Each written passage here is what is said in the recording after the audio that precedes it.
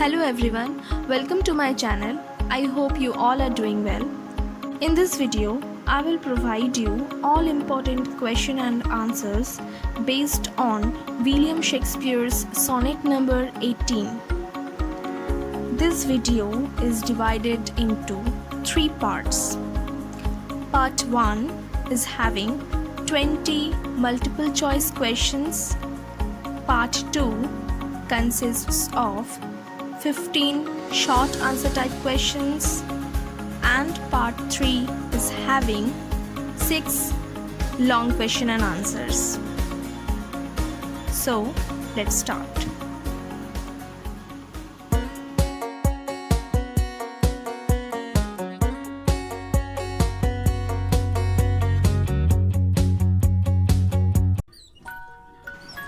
Part 1 MCQs. Answers have been given in the pattern of fill in the blanks. Question number 1. The sonnet sequence of Shakespeare is supposed to be addressed to dash. Answer: Mr. William Herbert. Question number 2.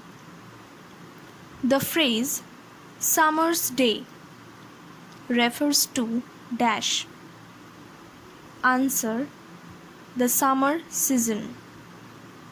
Question number 3. The poem begins with dash.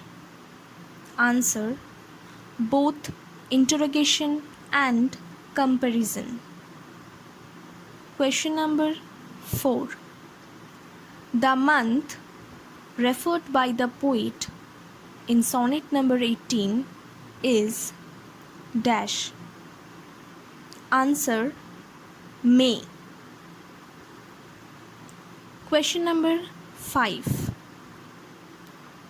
The eye of heaven refers to dash. Answer: the sun. Question number 6. The phrase gold complexion is applied to dash. Answer: the sun. Question number 7. The word lease is a dash. Answer: legal term. Question number 8. The word deemed suggests that the sun dash. Answer: has been covered by clouds. Question number 9. The poet thinks that the summer season is dash. Answer: transitory or temporary. Question number 10. Nor shall death brag thou one rest in his shade. The figure of speech in this line is dash. Answer: personification. Question number 11. So long leaves this. Here this means dash.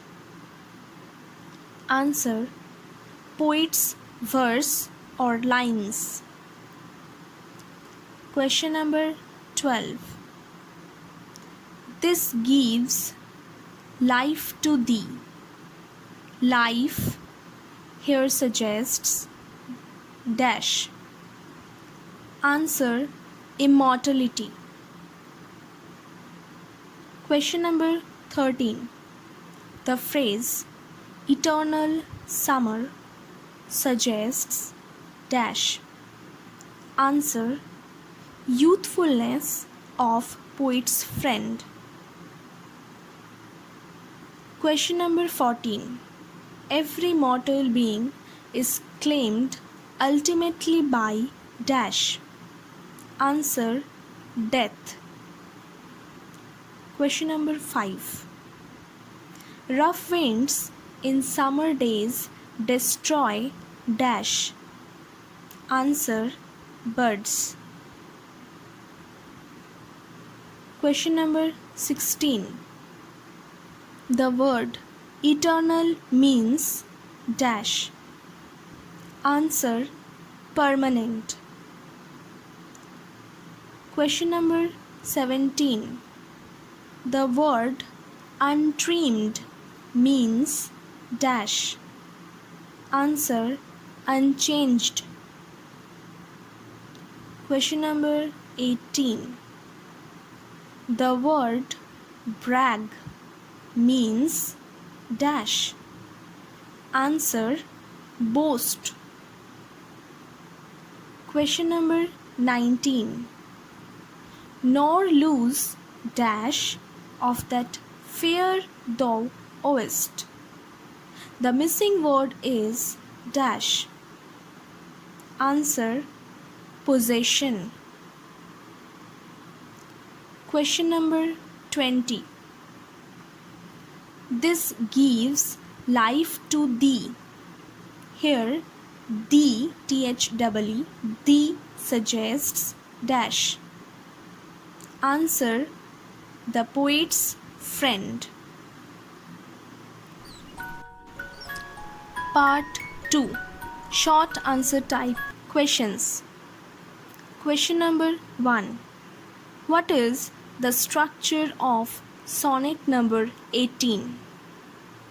Shakespeare's sonnet number 18 is divided into 3 quatrains and a concluding couplet. Question number 2. Why doesn't the poet want to compare his friend to a summer's day? Answer: the poet doesn't want to compare his friend to a summer's day because his friend is more lovely and more temperate than a summer's day. Question number 3. What do rough winds do in the season of summer? Answer: in the month of May, the rough winds shake off the beautiful buds of plants, thereby spoiling the beauty of the season. Question number 4. What is suggested by the phrase nature's changing course? Answer: nature's changing course suggests the natural changes that occur with the passage of time, and it is unavoidable.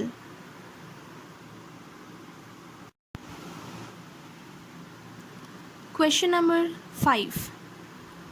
What is meant by thy eternal summer? Answer: thy eternal summer means the eternal youth and beauty of the poet's friend, which will be immortalized in the poet's verse. Question number 6. What are the fair possessions that the poet's friend owns? Answer: the fair possessions that the poet's friend owns are beauty and youth. Question number 7. What will make the beauty of the poet's friend eternal?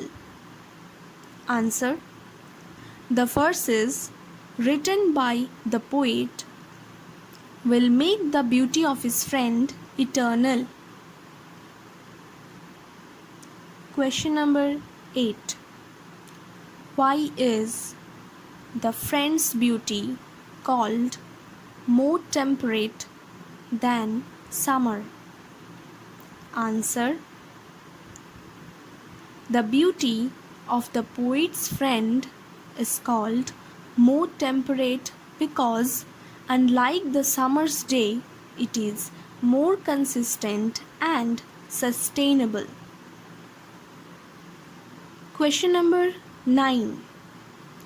What is meant by summer's lease? Answer. The phrase summer's lease suggests a very short period of time granted for the summer season. Question number 10. Whose shade is referred here in the phrase his shade? Answer. Here, his shade refers to the shadow of death or the darkness of death. Question number 11. Why does the poet begin the poem with a question? Answer. The poet starts with an indicative question to convince the reader that the beauty of his friend is beyond comparison. Question number 12. What are the main drawbacks of the summer?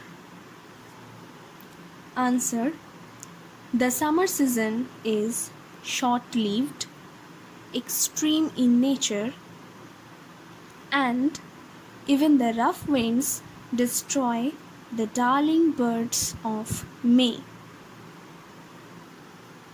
Question number 13. What attempt is made by the poet through sonnet number 18? Answer. Through sonnet number 18, the poet has attempted to glorify and preserve the beauty of a young man who is poet's friend. Question number 14. What shall death not brag of? Answer. According to the poet, the death will not brag of its omnipotence over his friend. Question number 15. What shakes the darling birds of May? Answer. The darling birds of May are shaken by the rough winds in the season of summer.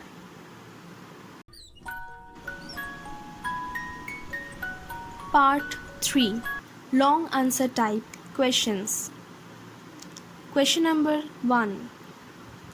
What does the poet mean by the eyes of heaven? What is the implication of the sentence, and every fear from fear sometime declines? How does the poet justify that the eternal summer of his friend will never fade?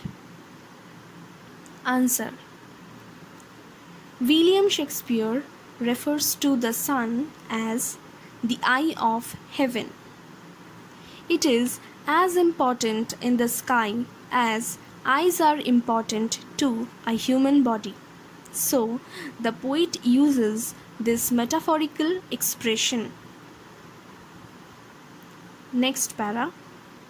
It is a law of nature that every mortal object, even in spite of being the most beautiful one, tends to lose its beauty with the passage of time. Similarly, in this poem, the summer season is beautiful, but it is temporary in nature. Next para. The poet thinks of immortalizing his friend's beauty through his eternal lines. The verses of the poet will be read as long as men can breathe or eyes can see, and his friend will be remembered through this poem. Question number 2. What do the rough winds do? What does the phrase summer's lease suggest? What are the deficiencies of the summer season? Answer. In his sonnet number 18, Shakespeare says that the rough winds sometimes shake off the darling birds and therefore destroy the natural beauty. Next para. The phrase summer's lease suggests the span of time granted to summer. This is a legal term, as the duration of summer is very short. The season will not continue forever. So, the season will have its natural ending obeying its granted lease. Next para. There are many shortcomings that accompany the beauty of summer. The birds of the summer season are no doubt lovely, but they are often destroyed by the rough winds before they bloom completely. Even sometimes, the excessive heat of the sun or the cloudy weather reveals its inconsistency. Question number 3. Within double quotation, and this gives life to thee. What does this refer to? Who is referred to by thee, THEE? How does this give life? Answer. This refers to the verse written by the poet William Shakespeare. Next para. Thee refers to the poet's friend Mr. William Herbert, who is also the poet's patron. Next para. The poet William Shakespeare, in his sonnet number 18, says that his friend will live forever despite the cruel blows of time. This will only be made possible by the immortal verses or sonnets written by the poet. He believes that as long as human race will exist, they will read his sonnets, which were written dedicating to his beloved friend. In this way, they will come to know about his friend, and the friend's beauty will be celebrated forever in this mortal world. Thus, the death will fail to destroy the fame and worthiness of the friend as depicted in this sonnet. Question number 4. Within double quotation, but thy eternal summer shall not fade.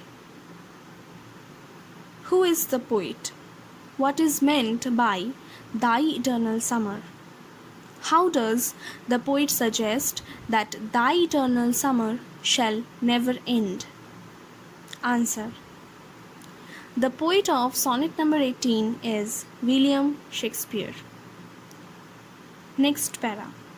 The phrase thy eternal summer means the eternal youth and beauty of the poet's friend. Next para.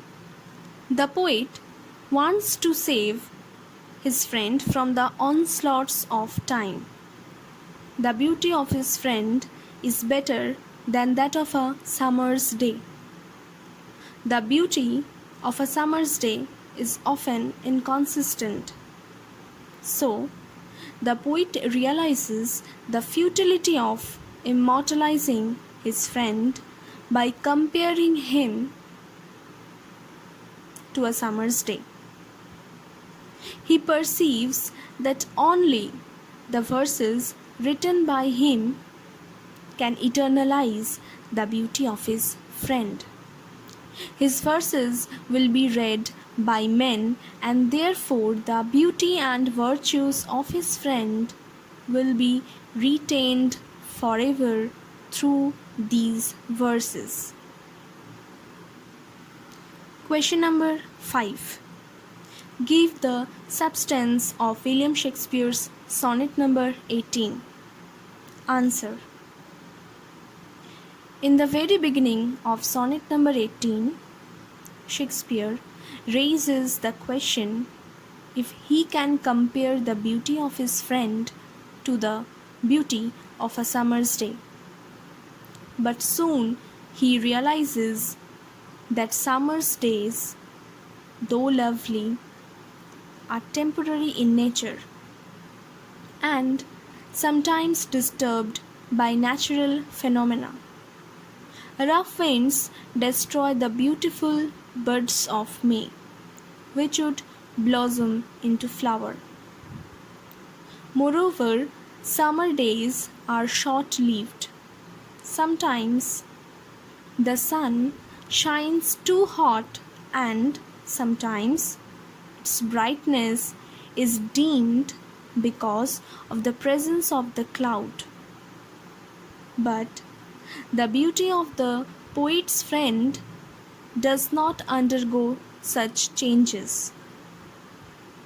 The poet admits that every beautiful thing loses its beauty with the passage of time, sooner or later. Whereas the pleasant moments of a summer day are short-lived, the beauty of the poet's friend is permanent. Even the death will fail to grab him into its shade.